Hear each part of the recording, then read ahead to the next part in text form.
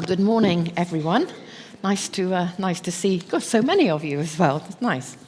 This morning, we're coming to the end of our short series called Secure, Not Safe. And we've been looking at the life of Gideon. I think most of you have probably been here over the last few weeks. And we've seen how God called him when he met with him, hiding out in a wine press.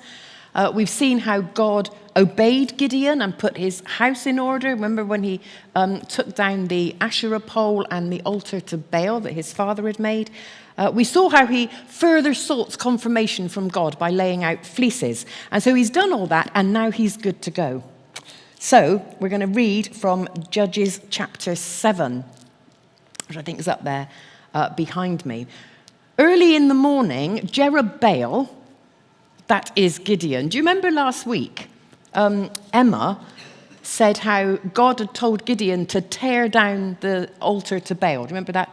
And the people are like, oh, you can't do that. You know, there's going to be repercussions. And Gideon's father said, if Baal is so strong, then let Baal deal with Gideon. And so they called him Jerubbaal. It actually means let Baal contend with. So that's a little bit of fascinating information there. So Jerubbaal, that is Gideon, and his army got up early and went as far as the spring of Harod. The armies of Midian were camped north of them in the valley near the hill of Moreh. And the Lord said to Gideon, you have too many warriors with you. If I let all of you fight the Midianites, the Israelites will boast to me that they saved themselves by their own strength.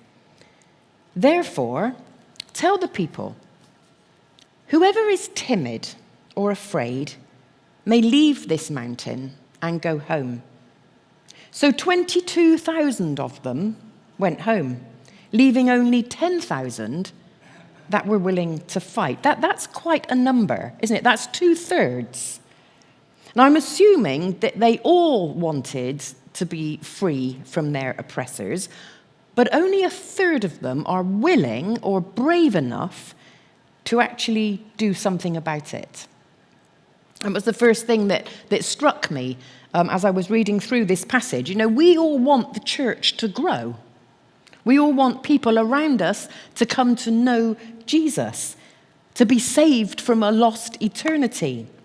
And thinking about what Emma shared last week, when we think about persecuted Christians, we would all want that Christians worldwide could worship in freedom. But how courageous are we that we would be prepared to stand up and fight? It's quite a sobering question. Carrying on, verse 4. But the Lord told Gideon, there are still too many. Bring them down to the spring, and I will test them to determine who will go with you and who will not. And when Gideon took his warriors down to the water, the Lord told him, divide the men into 2 groups. In one group, put all those who cup water in their hands and lap it with their tongues like dogs. In the other group, put all those who kneel down and drink with their mouths in the stream. Most commentaries, talking about this little bit of the passage, see the significance of that is that the vast majority of them lay down with their mouths straight in the stream, just lapping the water. You get more water that way. It's faster that way. It's a lot easier that way. The 300 that stayed on their knees and scooped the water up and lapped it like dogs, it's more hard work. You get less, but you're able to keep your eyes up and your wits around you. You don't lose sight of the ball. And that's what most commentaries make of that strange little bit of passage. Well, only 300 of the men drank with their hands. All the others got down on their knees and drank with their mouths in the stream. And the Lord told Gideon, with these 300 men, I will rescue you and give you victory over the Midianites. Send all the others home. So Gideon collected all the provisions and ram's horns of the other warriors and sent them home. But he kept the 300 men with him. So he's already outnumbered with 32,000. And then 22,000 go home, and then another 9,700 get sent away, leaving just 300 men. And if you want to get a bit of a handle on these numbers, I did a bit of digging around in the computer online, and it's a bit like the entire population of Gerrards Cross, Beaconsfield, and Chalfont St. Peter, ready to take on the armies of the world. And then God whittles it down to just about the number of people that come here on a Sunday. So it goes from a virtually impossible situation to an absolutely impossible situation.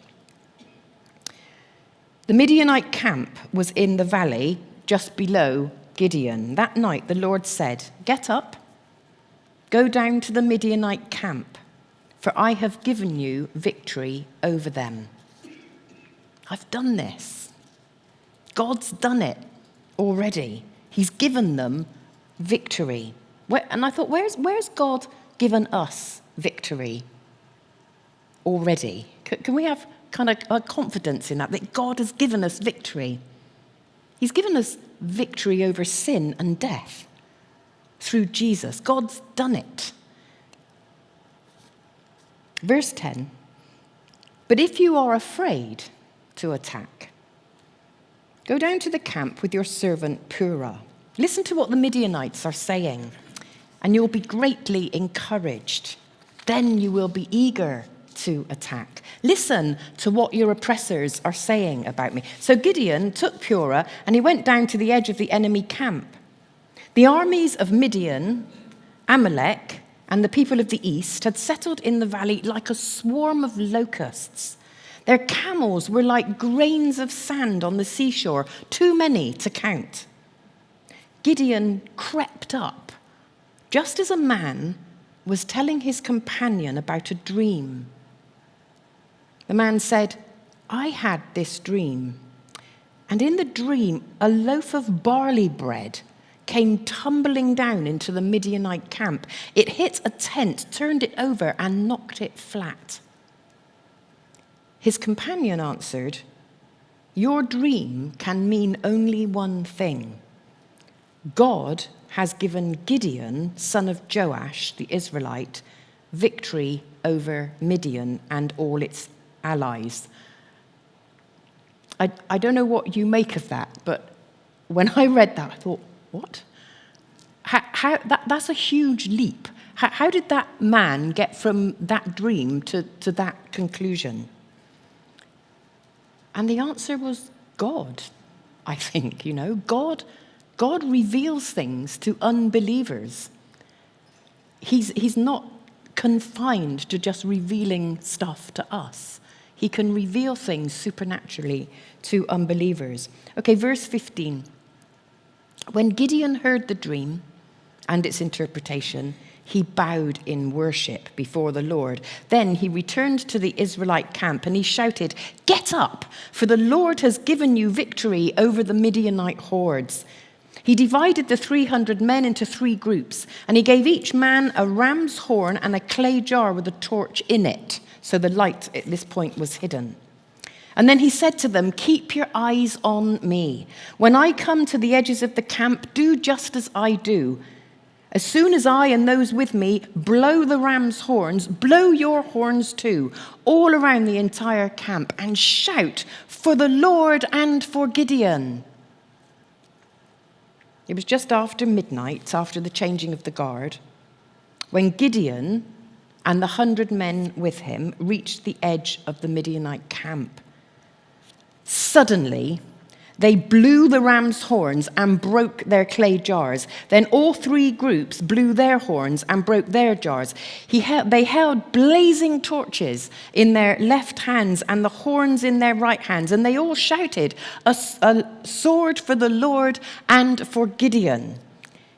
Each man stood at his position around the camp and watched as all the Midianites rushed around in panic, shouting as they ran to escape.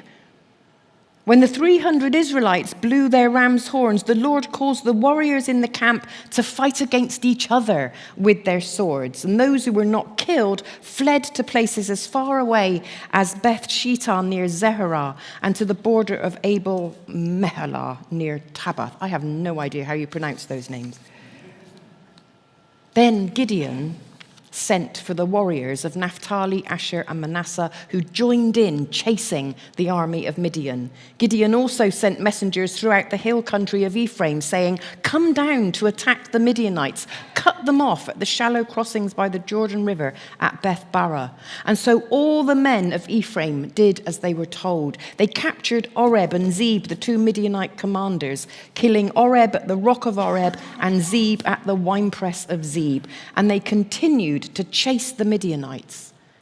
Afterwards, the Israelites brought the heads of Oreb and Zeb to Gideon, who was by the Jordan River. And towards the end of Judges 8, we read, "Thus Midian was subdued by the Israelites and did not raise its head again.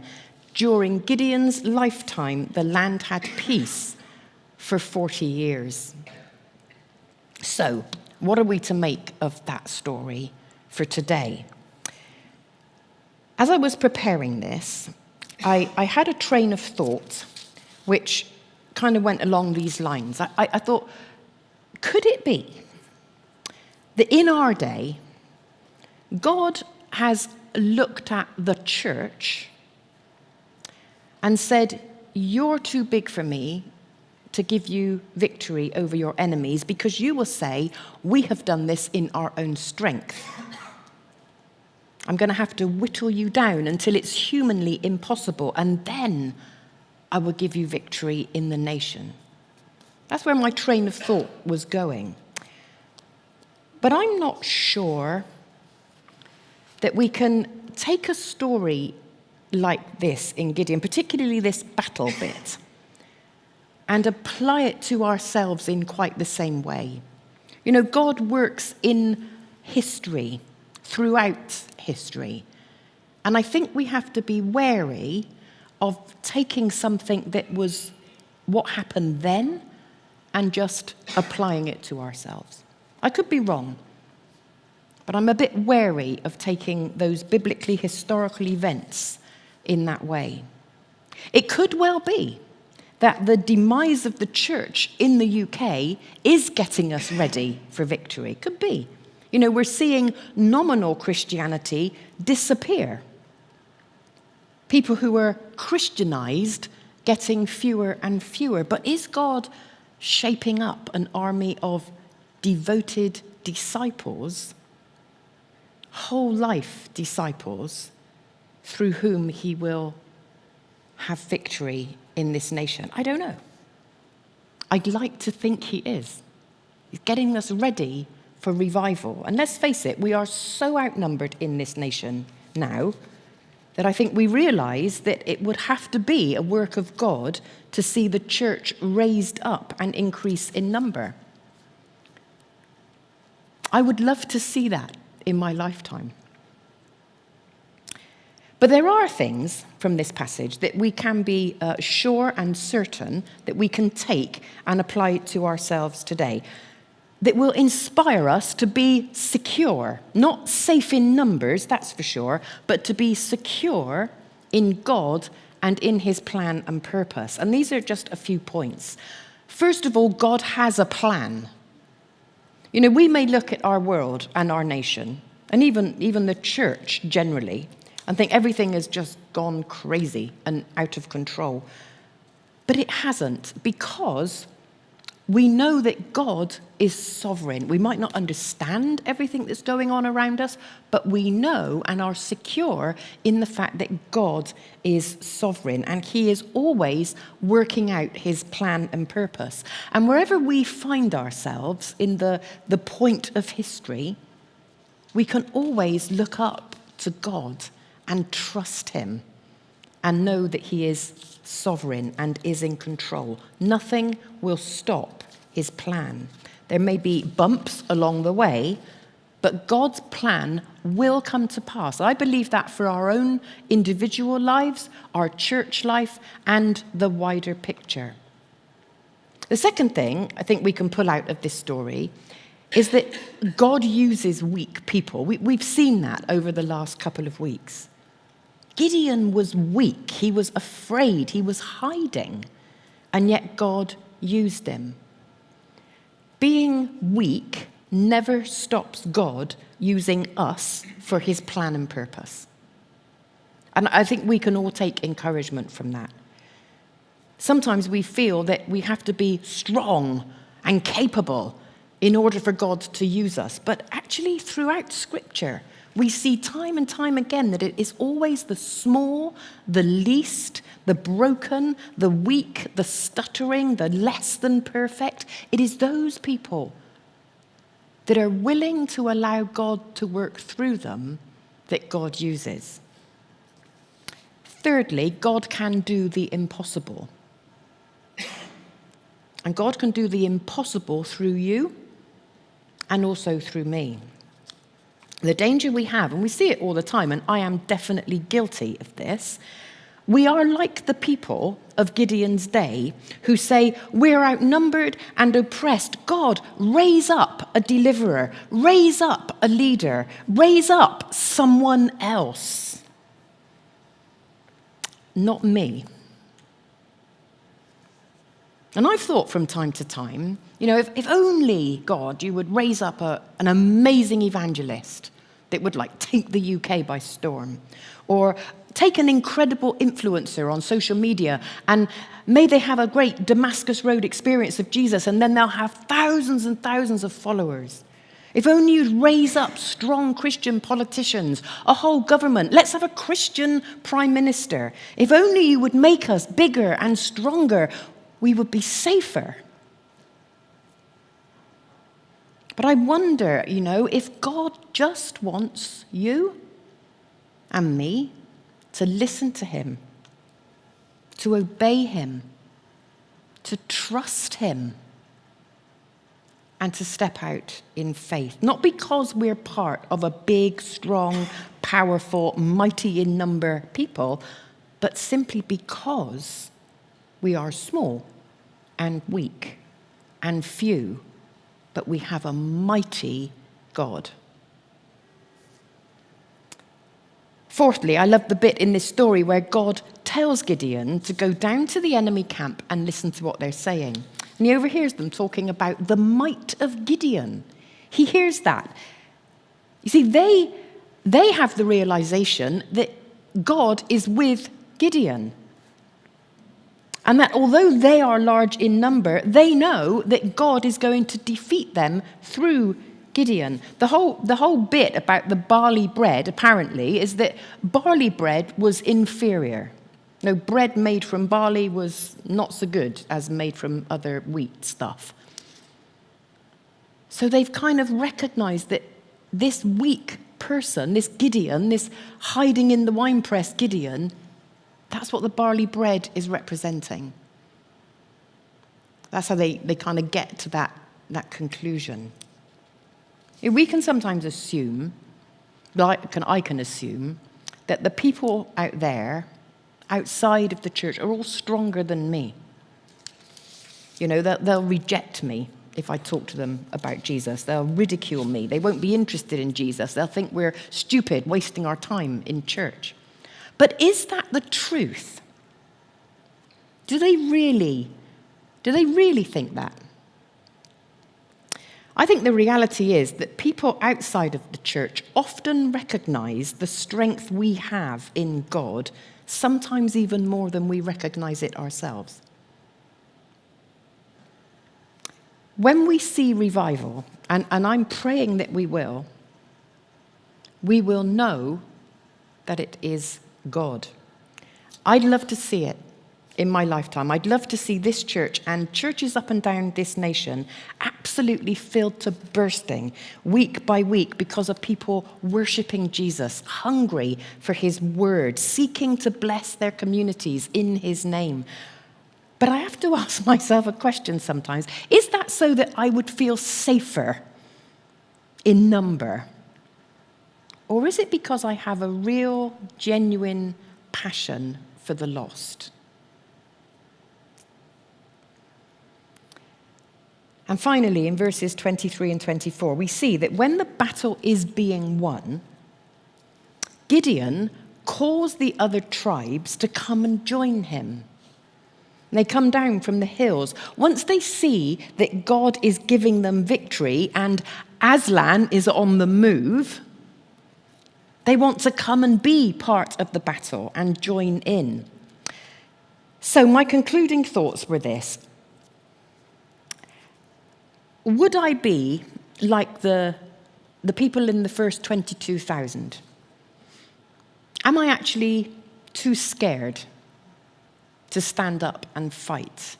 I want to go home. I want to see change, but I want to go home.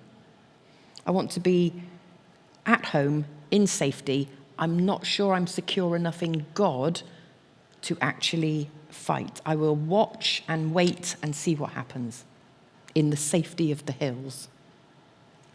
Or would I be like the 9,700 who aren't involved, possibly because they are more concerned with their own comfort and their own needs? They want to meet their needs first.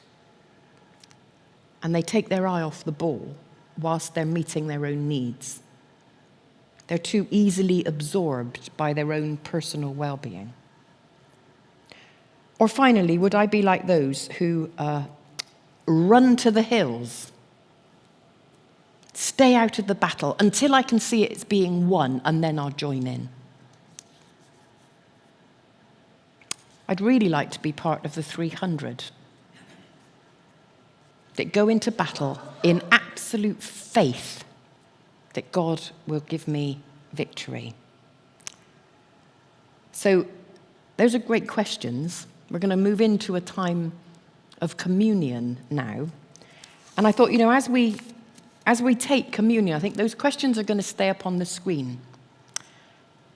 If you're like me and there are days when you feel like running to the hills or just keeping your head down, and you really want to be part of the 300 because you want to have that faith, you want to have that security, you want to have that confidence in God, then I'd love to pray with you at the end. Maybe James would pray with you, Stephen could pray with you, or just pray with one another. If your heart is that you want to be like the 300 and less like the other several thousand that did their own thing. Let's move into a time of communion and carry on thinking about those questions.